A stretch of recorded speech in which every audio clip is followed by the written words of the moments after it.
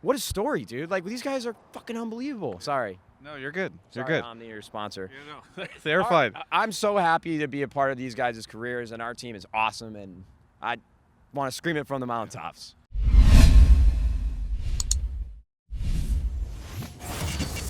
Well, I interviewed him at the start of the NALCS. It is now the end of the spring split. Week 9 is done, and his team is now number 1 with coverage presented by OmniSlash as everything is starting to wrap up here at the NALCS. People headed out in their Ubers. So, Nadeshot, first off, congratulations. Your team did it. Number 1. You still got playoffs ahead of you, but quite the big deal. I mean, a lot of Echo Fox was basically locked in number 1 for so much of the time, and you guys stole it, to make the 100 Thieves joke. Welcome to the heist. Welcome to the heist. Welcome to the heist. What's this whole experience been like for you? What's this past 24 hours, let's say? Well, for me, I just keep thinking back. You know how many things needed to happen for this to play out the way that it did? I mean, it's absurd. We started off in the middle of the season. We went like 0-3.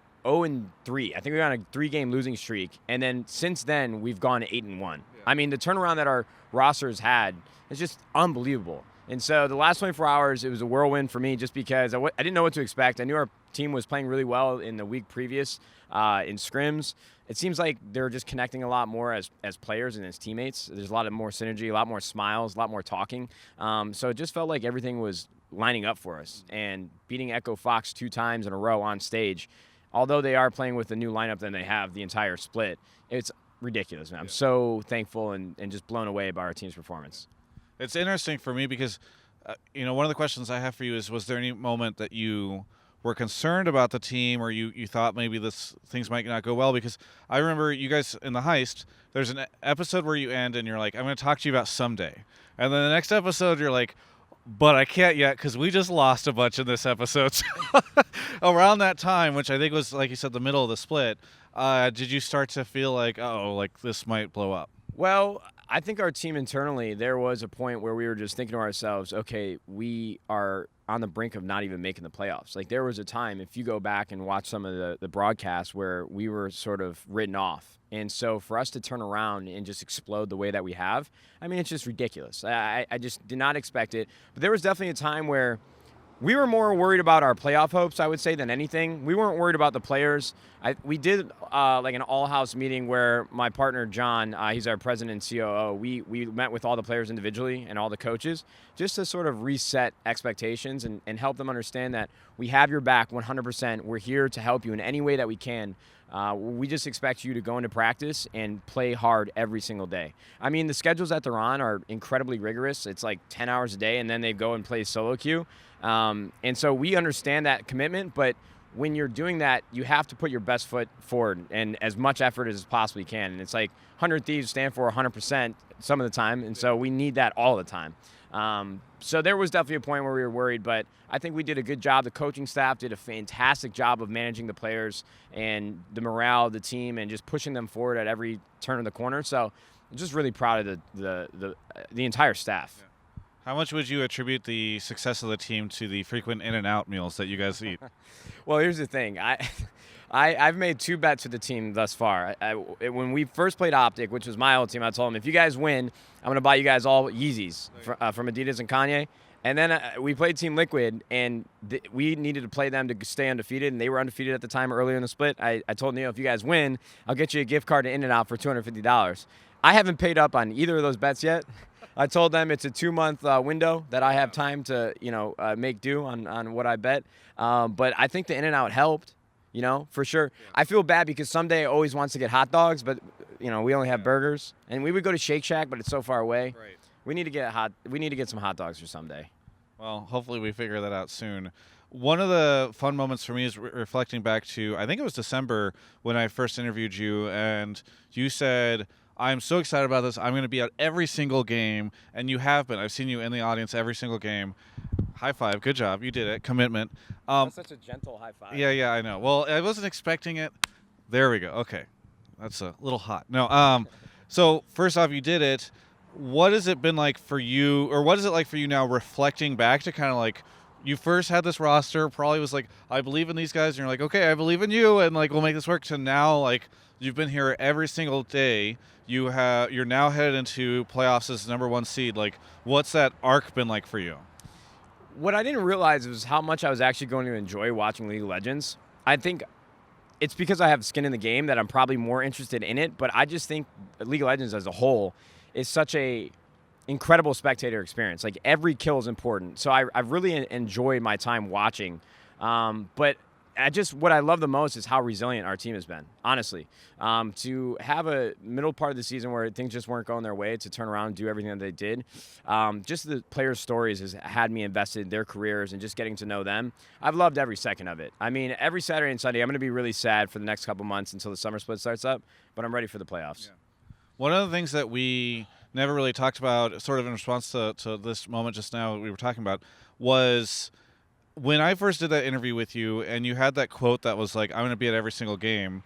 I don't know too much about the Call of Duty Pass, but there were a lot of people that came on there like, yeah, Nadeshot always says he's going to work on this project, and then he gets distracted. He goes off into something else. So we'll see how. But like I said, you've been here every time. You seem super committed. In the heist, you're like constantly talking about this stuff.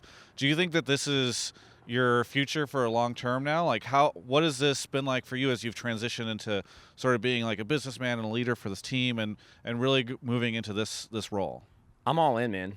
I mean, 100 Thieves is my life's work. I mean, I know I'm still pretty young. I'm 25, but I've been working in esports and just playing games competitively since I was 14 years old. I'm 25 now. I just said that. I said it twice. Yeah, but my point is that everything that I do, every decision that I make, every video that I make, every stream that I broadcast, it's all for 100 Thieves. And it's like Nadeshot doesn't exist anymore. I hope that 100 Thieves is around 20 years from now and nobody has any idea who the hell I am.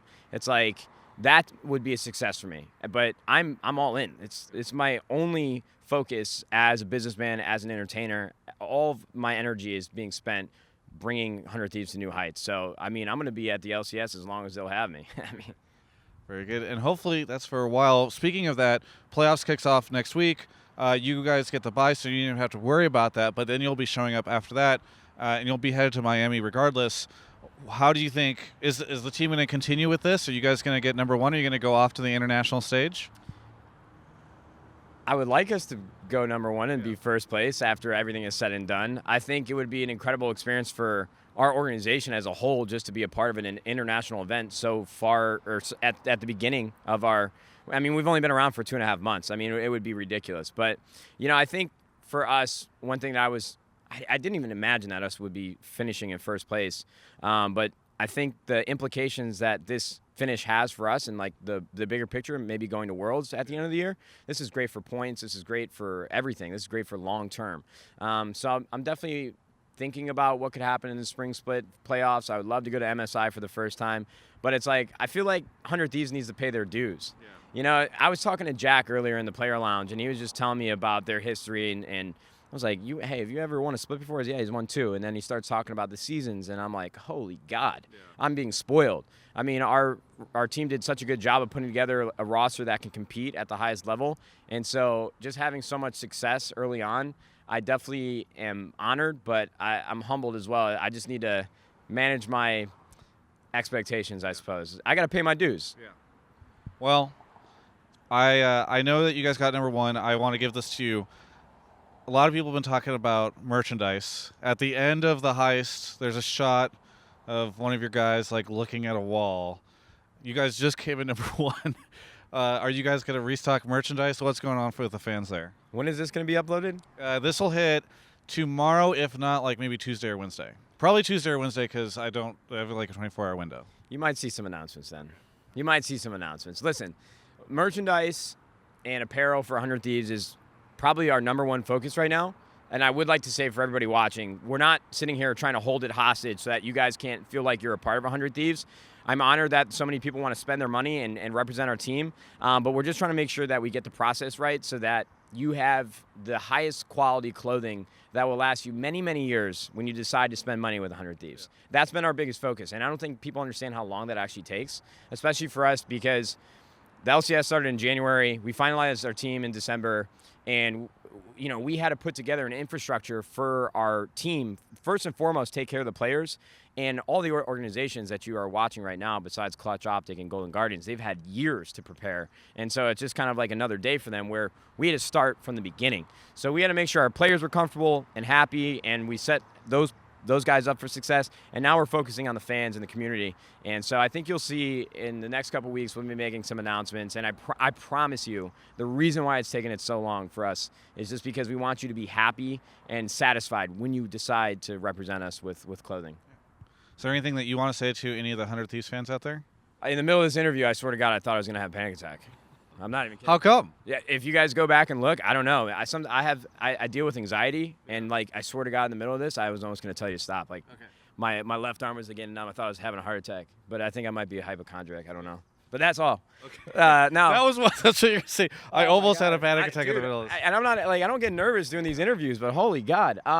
No, I think just this journey that we've had as an organization with our community has just been one of the best experiences of my life. I mean, I've been a part of esports for a very long time, and I was a part of Optic Gaming for 6 years, and I stepped away for about 2 years, and I knew that I had to be involved with it in some way, and I just didn't realize it would be as big of an impact with owning my own team, but it wouldn't be possible if I don't have everybody at home, supporting our roster, supporting all my endeavors, and from the bottom of my heart, I genuinely appreciate it. I mean, to have Steve from Team Liquid, such an accomplished organization, congratulate me on a first-place finish, and just to gain the respect of a lot of these traditional franchises that have existed before 100 Thieves arrived, it just means the world. I can't even put it into words. I can't convey it.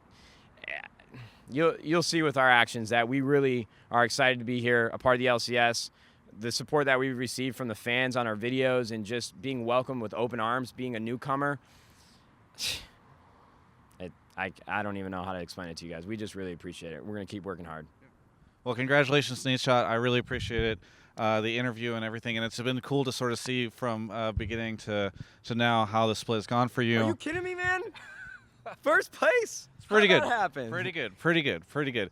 Now we'll see. Hold on. Can we talk about Neil real quick? He left H2K, brought them to Worlds 2 out of 3 years, left Europe. Probably.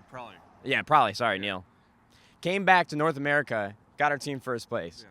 Someday, Rio, Meteos, Cody's son. I think everybody on our team could potentially be considered like in the MVP race. Yeah. If somebody on our team, I'd be surprised. We just finished first. Aframu played out of his mind. Meteos played. I'm putting this out. No, it's good. You need to consider one of the players from 100 Thieves for MVP. Plain and simple. There you go. You can't deny it. It's just because we've been slept on. It's like anytime we would beat a good team, it was like, yeah, we thought it was lucky, And then we play another good team, we beat them, and it's like, still not sure, but we just beat Echo Fox in a best of 3 essentially. I feel like you were containing that the entire time. You were like, okay, I'm not gonna pop off. It's gonna be fine. I'm gonna be professional. And then right at the end here, you're like, I just want to see our players be successful. Yeah. That's like my biggest thing. I said this early on. We're a player-owned organization, and I see myself in these players so much, and I just want to take them here and bring them here. Like I just want to nurture, and it's like they all have their own careers and they've done wildly successful things. But it's like when Aframu, he told me he's never received an MVP. I was like, he's played so well. Yeah. I just want everyone to understand how much time and effort has gone into this season for all the players a part of the LCS, but our team specifically, 5 players who have never played with each other before, and they were all kind of like the misfits. Nobody thought Meteos was going to play and be successful. They thought he was done. Same thing with Ryu. Cody's son had that play at Worlds everyone keeps talking about. Aframu leaves CLG. It's like the story of these players coming together and making such a big impact on the LCS North American community and just the standings. I mean, what a story, dude. Like, these guys are fucking unbelievable. Sorry. No, you're good. Sorry, you're good. I'm your sponsor. Yeah, no. They're fine. I'm so happy to be a part of these guys' careers, and our team is awesome, and I want to scream it from the mountaintops. Well, I don't want you to have a panic attack. Dude, I'm gonna let you go. That was scary, man. I almost sat down. Yeah. No, you're good. I gotta go get but go celebrate with your team because the adrenaline I think is hitting you. I'm very happy for you though. This is why I want to do this interview with you. For everyone else, you can check out the rest of my coverage of all things esports right here on my YouTube channel. Hey guys, it's me, Travis Gafford. You may know me from the interview that you just watched to the end so that you're seeing the outro now. Wanted to give you a heads up that if you subscribe to the YouTube channel, you're actually a better human being. And by the way, thank you so much to OmniSlash for making this all possible.